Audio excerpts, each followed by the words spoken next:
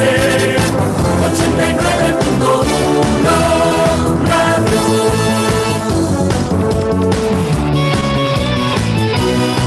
Ochenta y nueve punto uno CRC Radio.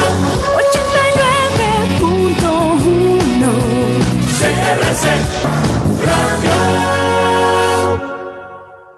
CRC 89.1 Radio y Cadena Radial Costarricense no se hacen responsables por las opiniones emitidas en este programa.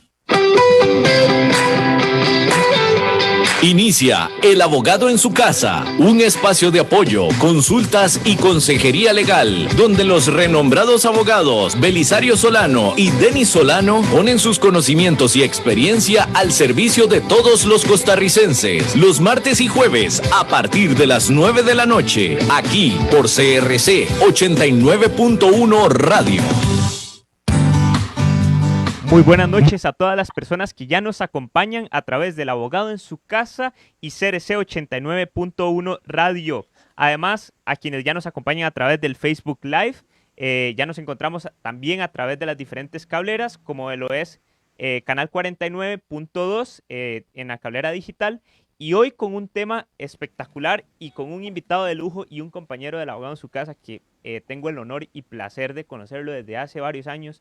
En el ejercicio de su función periodística, pero antes que nada quisiera presentar al invitado del día de hoy. Es el magistrado de Sala Tercera, el doctor Álvaro Burgos, quien fue premio Ulises Odio, que es uno de los más altos galardones en Costa Rica en el año 2011, si no me equivoco, don Álvaro, sobre un ensayo en relación a la justicia penal juvenil. Y para mí es todo un honor y todo un placer tenerlo en los micrófonos de CRC 89.1. Muy buenas noches, don Álvaro. Muy buenas noches, don Denis, y buenas noches también a don Rolando y por supuesto a tu papá, a un amigo querido y un compañero también de docencia como es el licenciado Belisario Solano. Un verdadero placer de acompañarles en esta noche a ustedes y a su distinguido programa. Don Álvaro, me acompaña hoy, justamente a la par mía está el periodista Rolando Rivera. No sé si ya podemos, don Rolando, poncharlo en cámaras o aún no. Ok, don Rolando nos va a hacer una retroalimentación de información jurídica que ha pasado a lo largo del día. También participará en algunos segmentos, en una especie de segmentos nuevos que estamos planteando temporalmente a través del Abogado en su Casa y CRC 89.1. Un saludo muy especial a Lili Cibaja, dice muy buenas noches, a Mario Alberto Quesada y a don Carlos Montenegro. Señor magistrado, creo que ya podemos empezar con el con el guión del día de hoy. ¿Qué es la ley penal juvenil y para quién le aplica la ley penal juvenil? Bueno, vamos a ir, como dice esa canción que ha sido tan popular, sobre todo en los últimos 2 años, despacito, hablando un poco del antes y el ahora y tratando de hacer de una forma sustanciosa pero específica un recuento de las cosas más importantes que tienen que ver con la legislación costarricense en materia penal juvenil. Bueno, primero que todo, como bien decía usted, yo soy magistrado de la Sala Tercera. Nosotros, sobre todo para los teleoyentes que no lo saben, en Costa Rica tenemos 22 magistrados divididos en 4 salas. Todos sabemos se dedica a cuestiones constitucionales, tiene 7 magistrados. Las demás 3 salas restantes están constituidas por 5 magistrados cada una. Es así como la Sala Tercera, donde yo laboro, tiene que ver con la materia penal de adultos y la materia penal juvenil. Y dentro de esta sala penal, la Sala Tercera, incluso yo soy el magistrado encargado de la comisión o subcomisión penal juvenil desde mi nombramiento en diciembre anterior. Bueno, lo cual para mí es un verdadero placer porque yo acabo de cumplir honrosamente 30 años de laborar para el Poder Judicial ahora en marzo Y, por cierto, en un año de pandemia que a todos nos ha afectado de múltiples circunstancias, y normalmente el certificado que le dan a las personas que han laborado por 20, por 25 años y por 30 años para una institución como el Poder Judicial, se las dan en la apertura respectiva que se hace a principios de octubre, y este año lamentablemente no vamos a poderlo hacer de forma presencial, pero a mí me place mucho el que me hayan comunicado que posteriormente me van a hacer llegar el certificado de los 30 años de trabajar para el Poder Judicial, como a muchos muchachos, incluyendo a mi hija, Sofía. Yo tengo una hija de 12 años que este año le vinieron a dejar también a la casa ahí el certificado de 6º grado, y fue muy lindo mediante internet tener que verla ahí, donde estaba siendo juramentada, etcétera. Y uno de ahí te tiene que terminar adaptando a las circunstancias, ¿verdad? Que de hecho, el país y el mundo tiene que seguir, y el cariño y el orgullo para mí como padre claro. de verla a ella recibiendo el certificado era igual que si se lo estuvieran dando en el Teatro Nacional, ¿verdad? Entonces, uno tiene que adaptarse a las De circunstancias. hecho, don Álvaro, no, yo no soy ajeno a esa realidad. El día de ayer, el día de antier me juramentaron como licenciado. Ayer recibí el título de una forma totalmente atípica, no como se suele dar en unas universidades con su respectiva toga bajo el rector, sino que fue, o sea, es algo histórico y debemos de acoplarlos a esta nueva realidad. Así es, así es. Bueno, felicidades también a vos, ¿verdad? Porque No, no, eso es muchísimas un gracias. gran logro, y estoy seguro que así como yo con mi hija de 12 años, su papá también estaba muy orgulloso de verlo a usted bajo las circunstancias, incluso recibiendo eso. Pero le quería decir que después de 30 años de laborar, vea, estos certificados además se los dan a las personas de 20, 25 y 30 años, ¿verdad? Como le había dicho en la corte, pero se los dan cuando usted no ha tenido en su historial laboral ni siquiera una amonestación, y mucho menos una sanción más grave. Entonces, para mí es muy satisfactorio también el saber que uno ha llegado a 30 años de laborar, gracias a Dios, con un expediente incólume ahí, inmaculado, ¿verdad? Y donde uno ha tratado de servir a Dios y a la patria en los distintos puestos que ha ejercido. Y bueno, entonces a partir de diciembre yo estoy ejerciendo en estas labores, donde también me place ser el coordinador de esta Comisión Penal Juvenil, una materia en donde yo por 30 años también, y desde sobre todo la aparición de la Ley de Justicia Penal Juvenil, que aquí vamos a empezar diciendo, nosotros tuvimos una ley orgánica, así se denominaba, Ley Orgánica de la Jurisdicción Tutelar de Menores, que estuvo vigente en Costa Rica desde 1963 hasta 1996. Es decir, si Pitágoras no nos hace equivocarnos, 33 años estuvo vigente. Y fue hasta 1996 que aparece también la nueva legislación, que es la que actualmente nos rige, y que es la Ley de Justicia Penal Juvenil, y que por cierto el año próximo va a estar cumpliendo ni más ni menos que 25 años, un número cabalístico muy importante, que esperemos estarla celebrando con muchas actividades académicas, tanto desde la universidad, el Colegio de Abogados, como también evidentemente el Poder Judicial, como se lo merece. Entonces el año próximo ya vamos a tener 25 años de esta legislación especializada, e incluso también este año estamos cumpliendo 15 años de otra ley que a veces no es tan conocida, pero que rige también la materia penal juvenil en Costa Rica, y que es un lujo tenerla, que es la Ley de Ejecución de las Sanciones Penales Juveniles. Porque resulta que en Costa Rica tenemos el lujo de tener una ley de ejecución que no existe en adultos, ¿verdad? Y ya se decía la legislación de adultos de tenerla.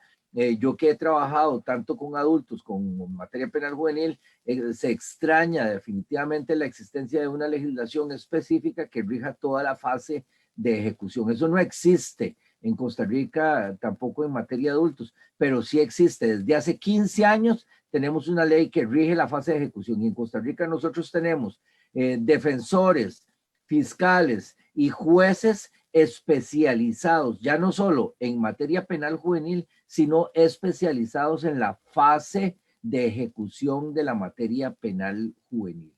Bueno, resulta que en 1996 nosotros hacemos una diferenciación histórica, ¿verdad? Un cambio radical de la legislación que existía antes, pero hay que empezar hablando de un instrumento que se convierte en el antes y ahora, en el yin y el yang, en materia de personas menores de edad en conflicto con la ley penal, y es la aparición de la denominada Convención Internacional sobre los Derechos del Niño. Esta convención es aprobada por Naciones Unidas en el año 1989 y el año siguiente, en 1990, entra a ser ya derecho positivo en Costa Rica. Entonces, varias cositas que tienen que ver con esto. Primero que todo, 1989 es aprobada por Naciones Unidas.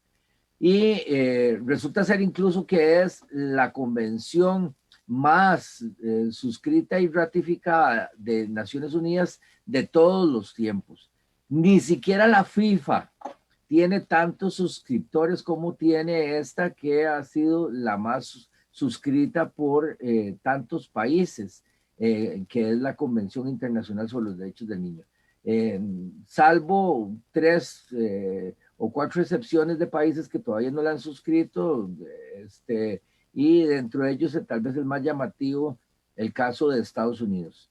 De Estados Unidos, ¿por qué? Bueno, es una razón muy sencilla, y es que hasta hace muy poco en varios de los estados de Estados Unidos, que ustedes saben que tiene un sistema federal, es decir, que es un conglomerado de estados también que se agruparon para que se formara los Estados Unidos de Norteamérica, así que como funcionan otros estados federales como Brasil o como México, etcétera, que son estados federales, a diferencia del nuestro.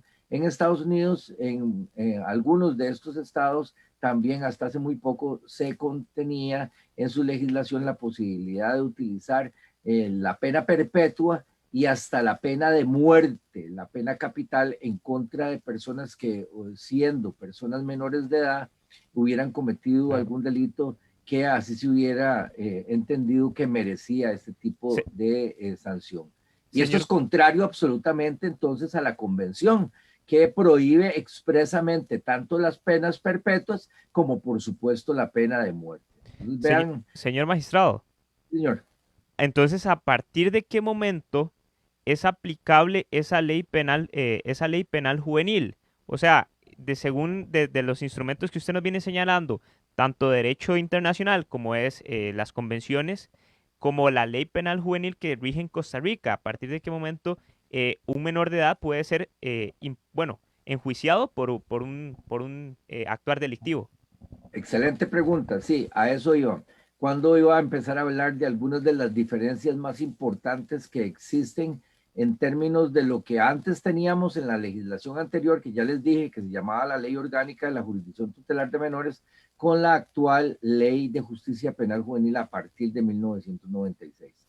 Resulta que la legislación anterior preveía una aplicación temporal de las personas que estaban entre los 0 y los 17 años. Óigase bien, entre los 0 y los 17 años, alguien podía haber sido acusado durante esos 33 años que ya dije, desde 1963 hasta 1996 estuvo vigente esta anterior legislación.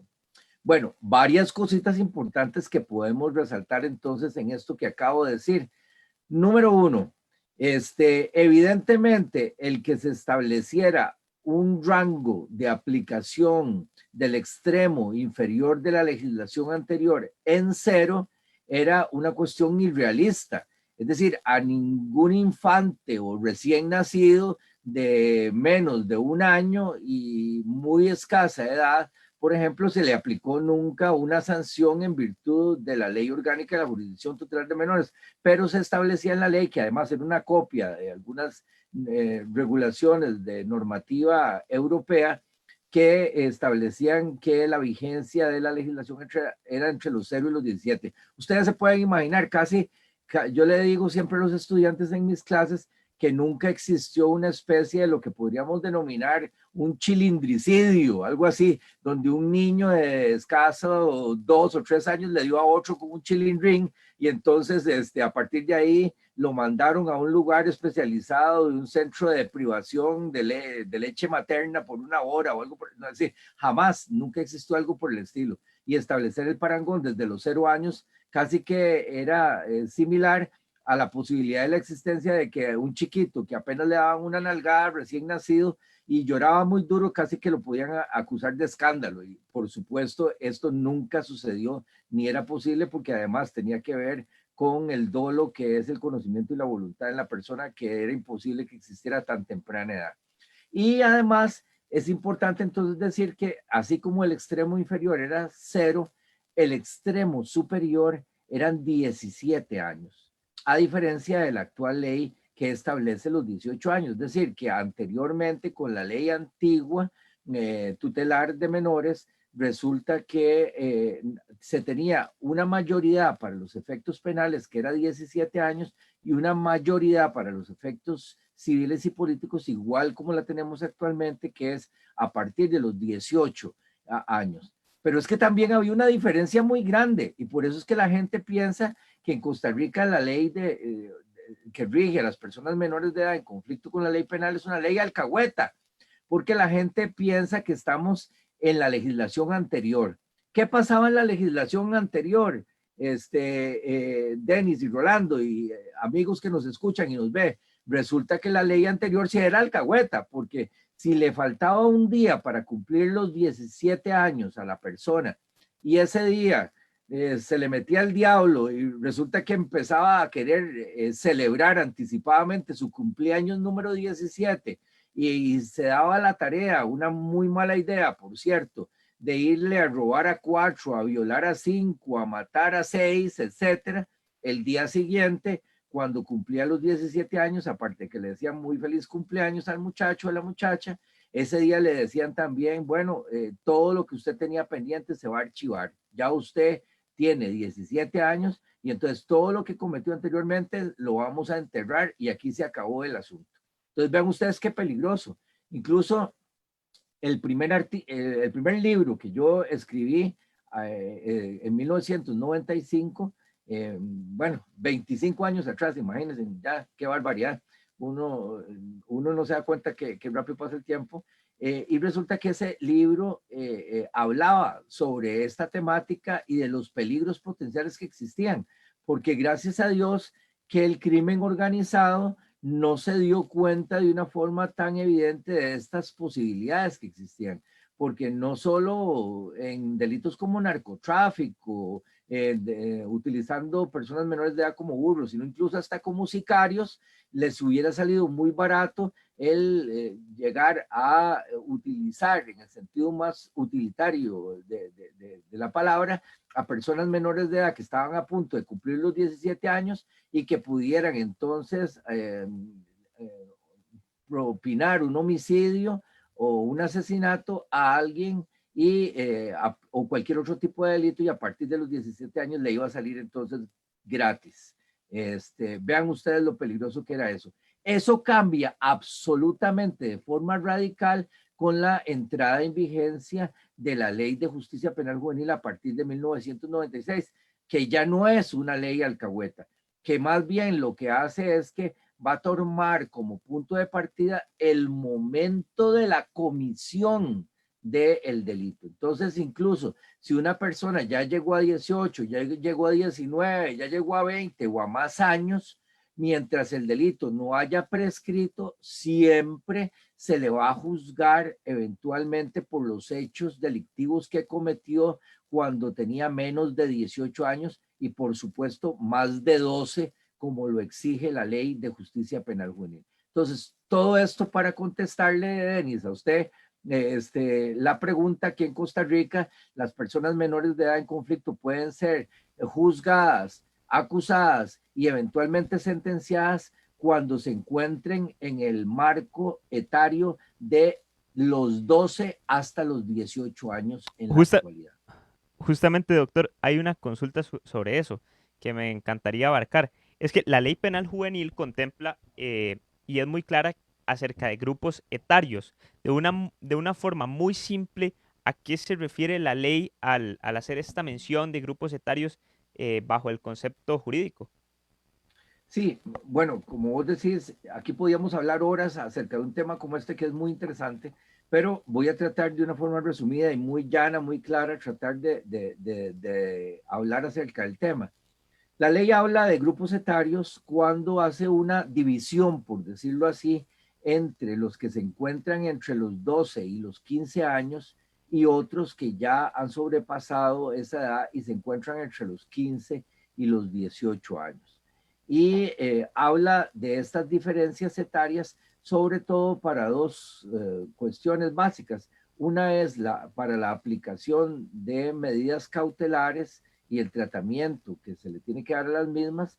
Y las medidas cautelares, por cierto, no solo la que se denomina en adultos prisión preventiva, que por cierto, desde la perspectiva técnica, jurídica, en materia penal juvenil, no se llama prisión preventiva, sino que se denomina detención provisional.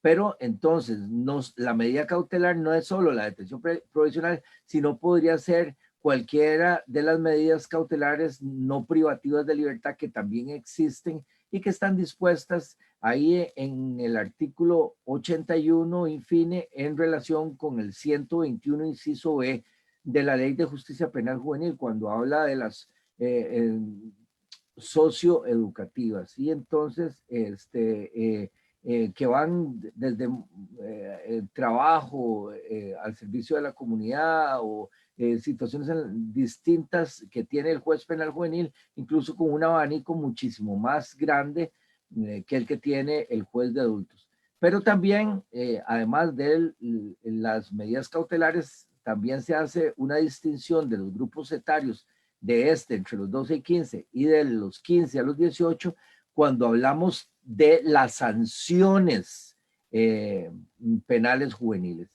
Y hay tres tipos de sanciones que están establecidas ahí en el 121.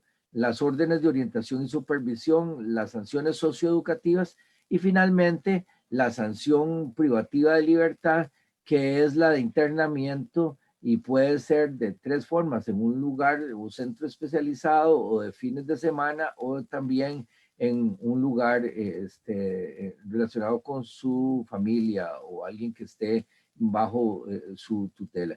Entonces, lo que pasa es que sí se hace una distinción también con la sanción tratándose de estos dos grupos, porque vean ustedes que, y aquí entramos a otro tema que es muy importante, es un mito el que se piense que la legislación penal juvenil es alcahueta, sino que Costa Rica tiene más bien una de las legislaciones más duras, no solo de Iberoamérica, sino del mundo, ¿verdad? Cuando llegamos a la determinación que la sanción de internamiento que existe eventual para una persona entre los 12 y los 15 años podría ser de hasta, escúchese, 10 años de prisión. Y si la persona estuviera entre el grupo etario entre los 15 y los 18 años, esta sanción podría ser de hasta 15 años de prisión.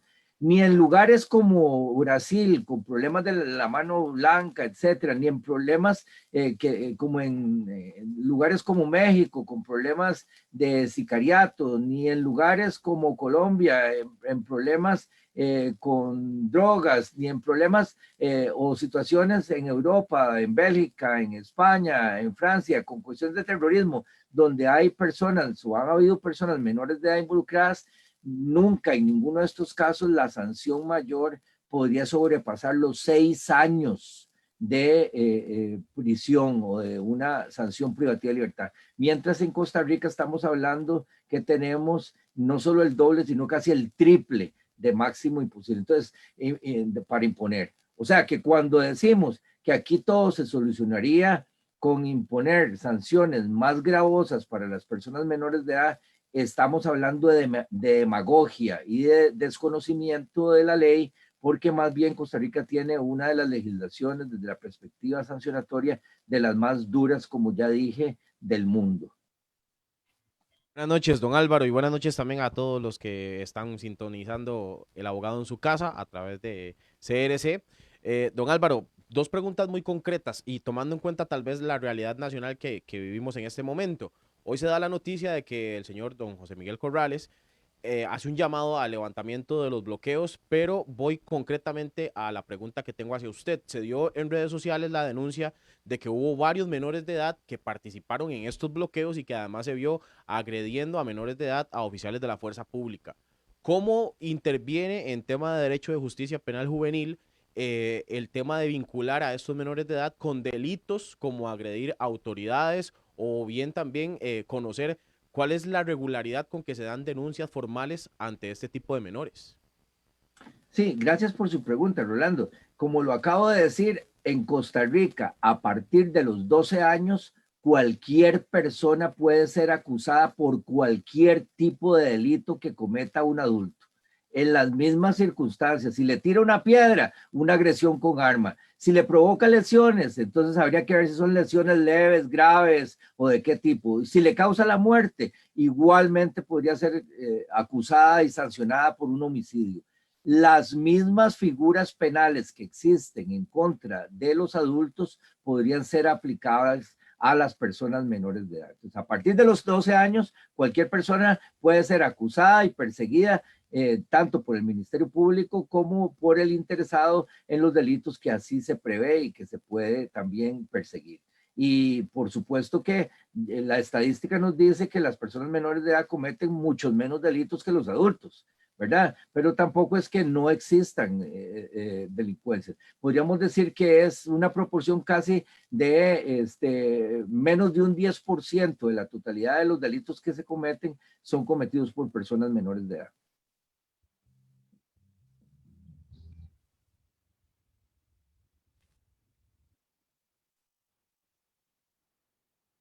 Rango de sus 15 a 18 años, comete un actuar delictivo, pero debe cumplir una pena. Se sanciona con lo que es la ley penal juvenil o el código penal.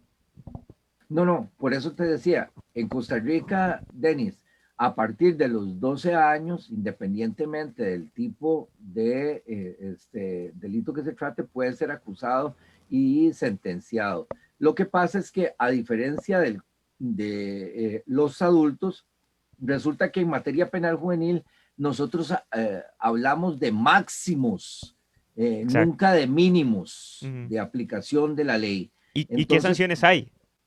No, por eso le decía, las sanciones son de diverso tipo y están establecidas en el artículo 121 de la ley. El artículo 121 de la ley establece los tipos de sanciones y hay 3 tipos. El primer grupo de ellos es el de las sanciones socioeducativas, que van desde una amonestación o advertencia, una libertad asistida, la prestación de servicios a la comunidad, que por cierto es mi favorita, incluso sobre este tipo de posibilidad hice yo mi tesis doctoral y soy un creyente de que se podría hacer, pero muchísimo, muchísimo más, en lugar de mandar a una persona siempre como la primera opción a la cárcel, ¿verdad? Es tener bien montado esto con las municipalidades, etcétera, para que las personas, no solo adultas, sino personas menores de edad, tengan la posibilidad de ir a hacer cosas que nos beneficien a todos. Pintar una escuela, ayudar en un hogar de ancianos, etcétera, etcétera, y no solo estar ahí vegetando haciendo nada en una cárcel donde nosotros tenemos que pagar agua, luz, comida y hasta quién lo va a estar cuidando. Entonces, esta también, la prestación de servicios a la comunidad y además la reparación de los daños a la víctima. Todas estas son sanciones socioeducativas y en un segundo orden se encuentran también las denominadas órdenes de orientación y supervisión, que son de muy diversa índole. Y finalmente, como ya señalé, estableciéndose como la última de las posibilidades, incluso el juez tiene que decir y fundamentar por qué no pudo aplicarle alguna de los otros dos tipos, pero también, cómo no, hay circunstancias en las cuales amerita y no hay ninguna otra opción que la de aplicarle sanciones privativas de libertad, que pueden ser, como ya también señalé antes, de tres tipos: la del internamiento domiciliario, la de internamiento durante tiempo libre y también de internamiento en centro especializado, que ya van, según el grupo etario, como ya dije, de hasta 10 años o hasta 15 años en centro especializado. Otra consulta. Teniendo Costa Rica un sistema tan robusto en cuanto a ley penal juvenil, ¿cuál podríamos decir que es el porcentaje de reincidencia en menores, si conoce usted el número o por lo menos un aproximado? ¿Y cuál sería el porcentaje de una reintegración nuevamente a la sociedad que sea beneficiosa en cuanto a lo que busca en realidad la justicia en Costa Rica, que es reinsertar a las personas al sistema social nacional? ¿Cuáles son tal vez esos porcentajes que determinan un cambio entre lo que es tener ya consolidada una ley penal juvenil? Sí, bueno, aquí vamos a empezar a también, digamos que, a poner también claro algo que se ha malentendido. Usted bien lo decía ahora y en realidad es equivocado el pensar de que la ley de justicia penal juvenil sirve para reeducar o educar a la gente. No, no, no. La ley de justicia penal juvenil está ahí para sancionar a las personas que han cometido algo, pero no tiene un carácter preventivo. Preventivo tienen otras cosas, como la educación, como los valores en la familia, como la situación socioeconómica de las personas, como el hecho de que no hayan canchas donde las personas puedan ir ahí a hacer deportes y que no les demos opciones realmente a las personas menores de edad para que se desenvuelvan y se desarrollen, y mientras tanto hay maleantes y grupos ahí organizados delincuenciales que sí les puedan entonces suministrar y estimular para que cometan delitos. Ese es el asunto preventivo, eso no se logra por la ley, ¿verdad? Y entonces eso hay que tenerlo muy claro también, porque podemos pensar en que el papel aguanta lo que le pongan y que con tener una ley, como se ha creído, incrementando incluso los montos de la normativa, ya nos vamos a vacunar ahí contra el delito. Eso es una falacia, ¿verdad? Yo a los estudiantes de criminología, sobre todo, y de política criminal, bueno, y a los de penal juvenil también, les hablo de estas cosas y les digo que frecuentemente, independientemente del partido político que se trate, pero cada 4 años hay algún partido político, ustedes se van a acordar de mí dentro de 1 año y medio más o menos, que van a estar las elecciones otra vez ahí en boga, pero siempre va a haber alguien, y si no varios, que entre su plan de gobierno, etcétera, van a establecer cómo es necesario y viable el hacer 3 cosas. Para, según ellos, entonces eliminar prácticamente la delincuencia, no solo la juvenil, sino también la delincuencia en general. Y entonces esa visión simplista dice, ah, no, pues qué raro, ¿verdad? Alguien de pronto se levanta en una mañana y dice, oh, Dios mío, pero qué lástima que a nadie nunca se le ocurrió esto, qué lástima que alguien tan inteligente como yo no hubiera nacido por lo menos 100 años atrás, porque entonces hace rato nos hubiéramos vacunado contra la delincuencia, lo hubiéramos competido prácticamente a cero. Y eso es muy fácil, hay que simplemente construir más cárceles, el tener más plazas para policías y, cómo no, el incrementar las penas. Pero por supuesto que el frío no está en las cobijas. Si fuera tan fácil, ya hace rato estaríamos inmunizados, ¿verdad? Así como queremos la vacuna contra la pandemia, hace rato hubiéramos tenido la vacuna aquí con esta visión tan simplista de la vida en contra de la delincuencia. No, contra la delincuencia, especialmente la penal juvenil, en una etapa de desarrollo de la persona, se combate efectivamente con una política muy robusta de prevención. Y prevención no es tan simple simplemente como tener más policías, tener más cárceles para llenarlas y mucho menos elevar las penas en una legislación como la nuestra, que ya incluso les dije que está de las más fuertes incluso del mundo. Sobre el asunto de la estadística, por cierto, Rolando, que sí quería aclarar que en Costa Rica y en la mayoría de los países civilizados no existe un registro de lo que se denomina registro de delincuentes que sí existen adultos. ¿Por qué? Porque se interpreta que el delito, en tratándose de personas menores de edad, es una manifestación, como se denomina, episódica, es decir, algo que pasó y frecuentemente casi nunca va a pasar. Pero lo que sí tenemos son datos fehacientes de que las personas que se han sometido a sanciones no privativas de libertad, sobre todo donde han estado incursionando en lo que se denomina alternativas como la suspensión del proceso a prueba y donde se les da la oportunidad de trabajar en beneficio de la comunidad, etcétera, esos alrededor del 90% de todos esos que participan en este tipo de soluciones alternas y cumplen con este programa, nunca más llegan a ser parte de las estadísticas de la justicia penal juvenil. Pero ¿qué es la cosa? Que lo más fácil es simplemente mandar a una persona a la cárcel, ¿verdad? Eso es lo más fácil. Pero lo difícil está en realmente planificar de una forma organizada con las municipalidades, con los lugares, donde poder entonces dar alternativas para que las personas, tal vez obviamente no todas, ¿verdad? Porque aquí tampoco se trata de mandar un pedófilo a un kindergarten, sino de visualizar cuáles son las necesidades y cuáles son las posibilidades que tienen las personas que tal vez nunca han tenido una oportunidad en su vida para ir a trabajar en un lugar donde se les aprecie y se les dé la oportunidad de hacer algo positivo para la sociedad y para sí mismos. Así es, don Álvaro. Bueno, tenemos varias consultas a través del Facebook Live y varios saludos que les comentamos que también ya estamos a través de las diferentes cableras, así como la frecuencia de CRC 89.1 y cadena radial costarricense. Puedes enviarnos sus preguntas al magistrado de Sala Tercera, don Álvaro Burgos, eminentemente técnicas, en virtud de su investidura como juez de la República. Una de ellas dice Ilisi Baja. ¿Qué tipo de consideraciones toma un juez para hacer una condenatoria privativa de libertad en materia penal juvenil?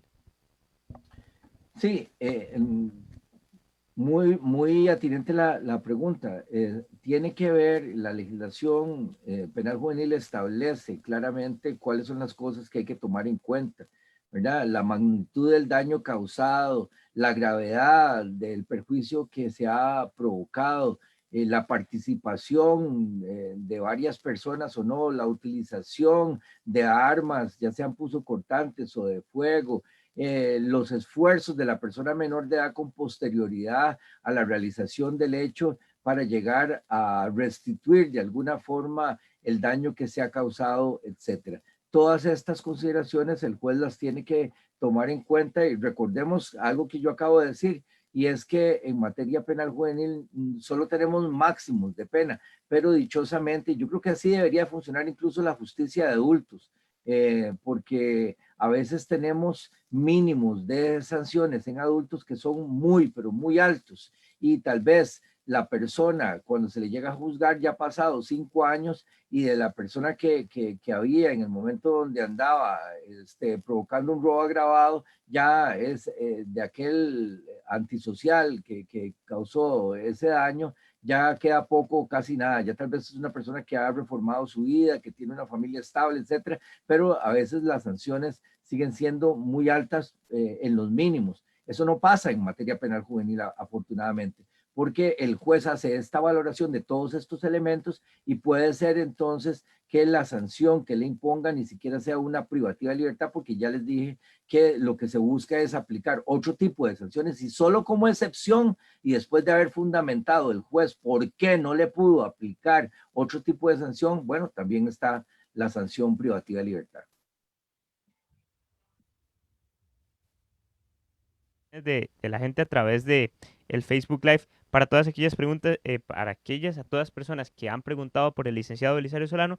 El licenciado se encuentra desplazándose de este momento en virtud de que tenía una pequeña entrevista con el magistrado y presidente de la Corte Plena, don Fernando Cruz, además el presidente de la Asamblea Legislativa, don Eduardo Cruzan, quien también será nuestros invitados el día martes a través de la emisora CRC 89.1 en el abogado en su casa y está pronto a incorporarse el licenciado Belisario Solano.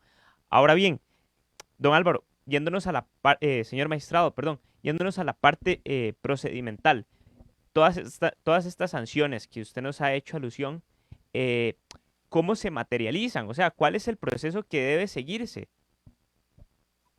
Bueno, existe evidentemente un proceso que señala la Ley de Justicia Penal Juvenil, en donde existen diferencias claras con el proceso tradicional de adultos.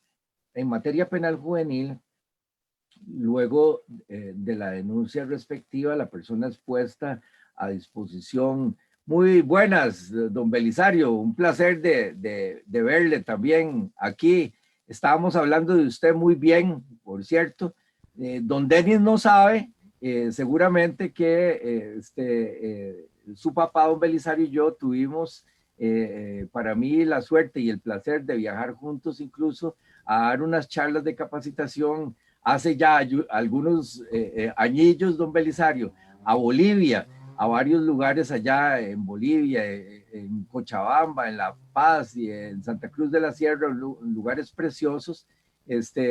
Y para mí ese fue un punto de encuentro particularmente especial porque iba también don Belisario y bueno, y fue un viaje de esos inolvidable que también pudimos compartir y tenerlo el día de hoy a él también como presidente del Colegio de Periodistas, sin duda alguna, porque lo conozco también y sé de su talante, porque somos compañeros también de docencia en la Facultad de Derecho de la Universidad de Costa Rica desde hace muchísimos años, y creo que es un lujo para el Colegio de Periodistas tener un periodista y un abogado del tipo y del nivel que tienen actualmente en don Belisario Solano, a quien yo no solamente me plazco de tener como un compañero y un colega, sino también hasta como un amigo. No, muchísimas gracias, mi querido doctor. Ya me atrasé un poquito porque estaba hablando precisamente con el señor presidente de la Corte de usted y que íbamos a tener el honor de compartir un ratito esta noche aquí en El Abogado en su Casa. Y efectivamente, realmente para nosotros como abogado en su casa, el tenerlo a usted aquí, señor magistrado, es uno de los grandes honores que nos hacen. Estoy muy, muy agradecido con doña Sandra y con usted por habernos aceptado estar acá. Y sin duda alguna, nos cuestionábamos ahora por qué Álvaro Burgos no era magistrado de la Sala Tercera desde hace mucho tiempo y que se estaba perdiendo ese talento Costa Rica.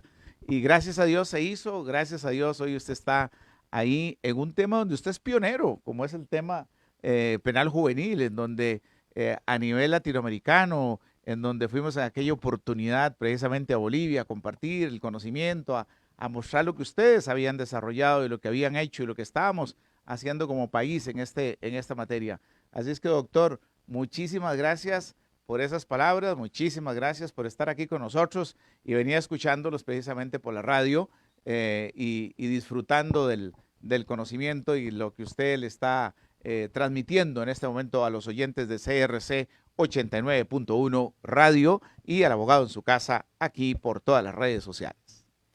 Muchas gracias, Belisario. Eras un verdadero placer y ya veo que está usted muy bien acompañado ahí con don Fernando Cruz también, bueno, y con el licenciado Cruzan también, pero con don Fernando, que para mí ha sido y sigue siendo un maestro literalmente porque me dio clases en el posgrado de Ciencias Penales de la universidad y porque ahora también como presidente de la Corte, desde que yo puse un pie como magistrado en diciembre pasado, sigue siendo un maestro.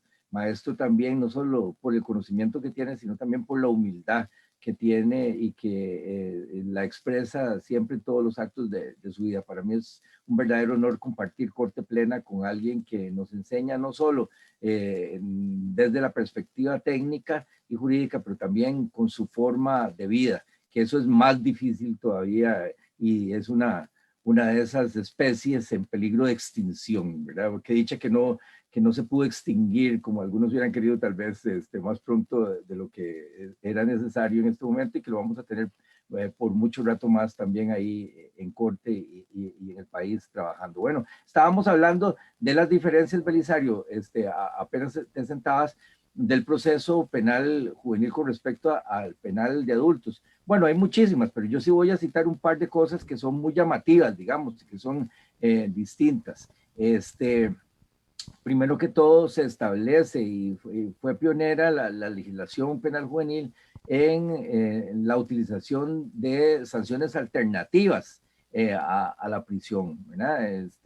Y esto que ha costado mucho el ir metiendo en la mentalidad tradicional de quien trabaja como penalista de adultos, siempre fue una necesidad desde, sobre todo, 1996 con la aparición de la nueva legislación penal juvenil. Y entonces, ahora incluso, hace un par de años, cuando apareció ya formalmente, digo, porque siempre han habido principios inspiradores y son los jueces que tenemos 30 años de trabajar desde hace años de años, siempre hemos tratado de buscar la búsqueda de la paz social entre las partes, ¿verdad?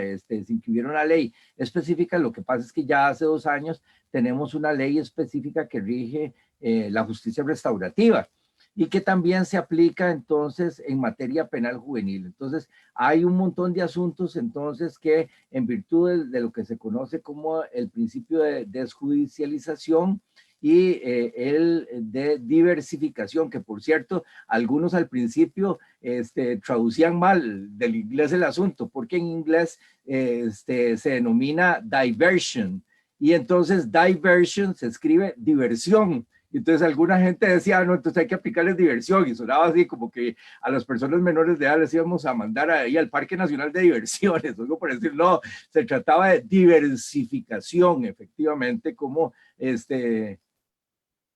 bueno, ahorita algunos se le va a ocurrir, ¿verdad? Sí, algún tipo de tirarse, sobre todo en la parte ahí más difícil de soportar, digamos, ¿verdad? No, bueno, lo cierto es que sí existe un proceso específicamente delineado para el trámite penal juvenil. La acusación tiene que ser super express, tiene que 24 horas apenas para que el fiscal la presente, a partir de lo cual entonces se pueden pedir medidas cautelares también, que ya dijimos en tu ausencia, no solo es la detención provisional, que es el equivalente a la prisión preventiva, sino también muchas otras que corresponden a las contempladas en el artículo 121, inciso B, que tienen que ver con medidas cautelares no privativas de libertad. Y posteriormente es muy llamativo también que, a diferencia de adultos, no existe una audiencia preliminar, ¿verdad? Que sí existe a fuerza en adultos, y donde se ventilan muchas de las cosas como son, por ejemplo, soluciones como el procedimiento abreviado o otro tipo de soluciones que en adultos ahí es el momento de plantearlas. Como no existen esa etapa en adultos, entonces sí se podrían plantear incluso una vez iniciado el debate oral en materia penal juvenil, lo cual me parece a mí que debería existir también en materia de adultos, porque la paz social, la búsqueda de la concordia entre los seres humanos, eso no funciona solo en penal juvenil, debería funcionar también en penal de adultos. ¿Y cuál es el problema? Que dos personas se pongan de acuerdo y que solucionen mediante una conciliación, una suspensión del proceso a prueba, una reparación integral del daño, ya cuando haya empezado el juicio. ¿Por qué no? ¿Cuál sería el problema de tener que la gente entonces más bien se ponga de acuerdo ahí antes de que no haya sentencia? Yo no creo que haya ningún problema, como no hay ningún problema en materia penal juvenil, y no ha pasado más que darle la oportunidad a algunos que a última hora, tal vez mal aconsejados o esperando a ver cómo les iba a ir a última hora, hasta la hora del juicio, tomaron la oportunidad y se pusieron de acuerdo con la contraparte y buscaron la paz social, incluso en la etapa oral, algo que no se puede hacer lamentablemente en adultos.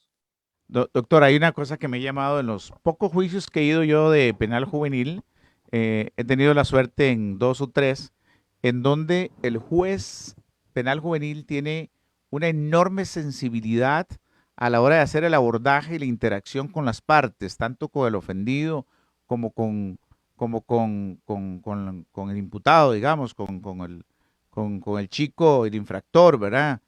Y se les da como, tuve oportunidad de estar en un ambiente muy distendido, donde no se sintiera esa pesadez de estar en un juicio como tal y tratar de construir precisamente esa paz social que en uno de los casos hasta el mismo juez fue ayudando a las partes a encontrar puntos para poder llegar a un buen acuerdo. Eso es muy importante en cuanto a la formación de los jueces penales juveniles. Sí, señor. Qué dicha que usted toca este importante tema, don Belisario, porque resulta que, y no solo va con cuestiones de capacitación, porque alguien que se puede saber la ley, ¿verdad? Que por cierto, trabajar en penal juvenil, algunos lo identifican como una especie de jugar fútbol con mosquitos o infantiles, y absolutamente nada que ver. Nada que ver, ¿por qué? Porque aquí lo vamos a decir claro y fuerte y contundentemente. La persona que trabaja en penal juvenil, además de saber todo lo que sabe el que trabaja en penal de adultos, ¿verdad? Porque tiene que usar el Código Procesal Penal, tiene que usar la legislación del Código Penal, tiene que usar la doctrina y la jurisprudencia penal, pero resulta que no se queda ahí. También tiene que usar el que trabaja en penal juvenil y saber y conocer para poderle implementar y utilizar bien la legislación, la doctrina y la jurisprudencia especializada en materia penal juvenil, que la mayoría de los penalistas de adultos no la conocen. Entonces, por eso es que los exámenes incluso para convertirse en juez, fiscal o defensor especializado en materia penal juvenil son más duros, muchísimo más duros que los que se tienen para normalmente trabajar con adultos. Pero decíamos que ahí no basta solo el conocimiento, porque una persona puede saberse la ley, la jurisprudencia y la doctrina muy bien, pero si no tiene, Belisario, Denis y amigos, no tiene sensibilidad por la materia, esa epidermis distinta que caracteriza a identificarse con las personas menores de edad y a no tratarlos, como decíamos anteriormente, desde una perspectiva adultocéntrica, es decir, de tratarlos como adultos en chiquitito, ¿verdad? Que no lo son, son personas menores de edad en conflicto con la ley penal. Y entonces, como dice la canción, no es lo mismo ni es igual, ¿verdad? Hay que entonces tener una sensibilidad distinta a esa que usted afortunadamente percibió en esos dos asuntos que nos cuenta en que estuvo, porque el juez penal y el defensor y el fiscal son personas que tienen que tener esa particular sensibilidad también por la materia. Y por supuesto, hay momentos en que habrá que imponer una sanción privativa de libertad también, y hay de las más altas, y son de las más altas en el mundo, las que tenemos en Costa Rica. Pero eso es en los casos en principio de excepción, y luego de que el juez efectivamente tuvo que haber fundamentado y fundamentado bien por qué no le aplicó otro tipo de sanción no privativa de libertad. Así es, señor magistrado. Tenemos una serie de consultas acá a través del Facebook Live, pero también un saludo muy especial de parte del doctor Kendall Ruiz Jiménez, que dice: doctor Álvaro Burgos, un placer y privilegio poder saludarle y escucharlo. Don Belisario, hay un tema que se sale un poco del tamiz, pero no quería dejarlo por fuera. Tal vez usted pueda abarcarlo, porque, bueno, hay dos en realidad. Sol Pereira dice: mi pregunta es, ¿qué pasa si una joven de 18 se hace de novio de una persona de 33 años? Si ya es de 18, ya es mayor de edad, ya ahí no hay ningún inconveniente. Ok. Ahora bien, dice nada más don Belisario, otra pregunta antes de que se nos acabe el tiempo, porque el tiempo nos está premiando. Don Cristian Jiménez: si mi papá murió y mi abuela me dejó una herencia, me toca a mí, pero dice que el abogado hay que pagar un sucesorio para poder tramitar eso, ¿es verdad? No bueno, si dejó testamento, no habría ningún problema que le toque a usted. En realidad le tocaría a su papá, ¿ok? Y efectivamente habría que hacer un proceso sucesorio para poder tener acceso a esos bienes o a esos derechos hereditarios. Ahora bien, don Belisario y señor magistrado, eh, don Álvaro, sí, señor magistrado, nos quedan muy pocos minutos para finalizar el abogado en su casa, pero sí quería dejar esas últimas conclusiones de parte suya en relación a la materia penal juvenil. Sí, bueno, son muchas. Aquí, imagínense el curso que tenemos en la maestría, que por cierto, qué lástima que en Costa Rica, como en la mayoría de los países en Iberoamérica, no tenemos penal juvenil como una materia específica que se dé en la licenciatura en Derecho, ¿verdad? Y son solo algunos privilegiados que pueden llegar a una maestría como la que tenemos que sin duda es la mejor en materia penal, que es la maestría de Ciencias Penales de la Universidad de Costa Rica, donde se imparte esta materia, o en algún que otro doctorado, muy pocos. Eso debería de ser parte de la formación de las personas que van a ser abogados, sin duda, pero no la tenemos. Pero bueno, el curso tradicionalmente dura 6 meses, pero yo quiero decirle que aquí lo importante, como quería recalcar desde el inicio, es que nosotros tenemos que invertir más en prevención, Belisario y Denis. Tenemos que invertir mucho más en prevención y no tanto en pensar en que la panacea está en la represión. Ya he dicho varias veces esta noche que nosotros tenemos legislación muy dura, de las más duras del mundo, y eso no previene la comisión de delitos, ni tampoco tener más cárceles y tener más policías. Eso no es prevención. Tenemos que invertir en prevención, y invertir en prevención significa también el reforzar el elemento educativo. Como decía don Elías Carranza, el exdirector del ILANUD, que es el Instituto Latinoamericano de Naciones Unidas para la Prevención del Delito y el Tratamiento del Delincuente, la mejor política criminal es una buena política social. Entonces, si nosotros no invertimos en darle posibilidades concretas de acceso a cuestiones culturales, a acceso a buenos valores, a buenos ejemplos para la juventud, para la niñez. Vean ustedes lo que están pasando. A mí me preocupa mucho, Belisario y Denis, me preocupa mucho el montón de muchachos que están saliendo ahora de las escuelas y los colegios, ¿verdad? Porque si ya de por sí es difícil cuando usted tiene con un certificado, un diploma, ¿verdad? Como el que acaba de obtener Denis, que acabamos de felicitarlo, Belisario, también, de tener un hijo ya licenciado en Derecho, ¿verdad? Nuevamente, como yo, que tuve el placer de tener a Sofía, mi hija, con un 6º grado este año. Bueno, resulta que se ha incrementado muchísima la cantidad de muchachos que han abandonado las aulas. Y esto puede ser un foco eventual de captación de delincuencia, y esto me preocupa mucho.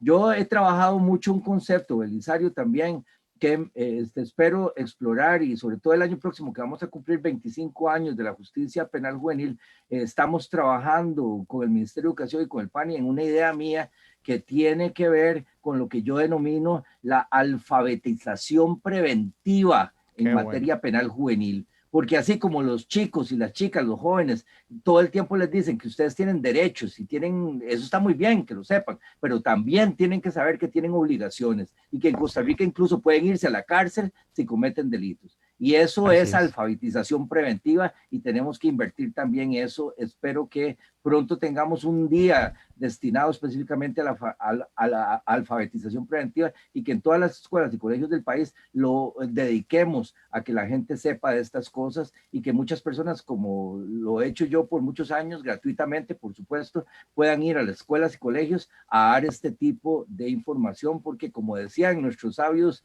viejillos, ¿verdad? En guerra avisada no muere soldado, y si muere, muere por descuidado. Exacto. Don Belisario. Así, muchísimas gracias realmente, doctor, por la oportunidad que nos ha dado. Creo que queda abierta aquí el compromiso del abogado en su casa para poder ayudarle a usted, ayudar al Poder Judicial en todo este proceso de capacitación, de formación, de educación. Yo voy mucho a escuelas y colegios, y precisamente lo que me llevo son la ley penal juvenil, y al final reparto o hago una rifa de los 2 o 3 que tengo, y les digo: a partir de los 12 años ustedes son responsables de su propio destino, y lo importante es que tienen que saber que tienen derechos, pero que también tienen obligaciones, y obligaciones sumamente serias. Y yo creo que esa es la tarea que tenemos los medios de comunicación.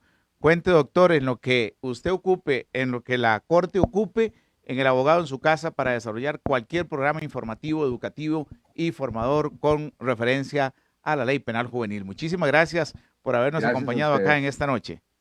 Muchas gracias a ustedes.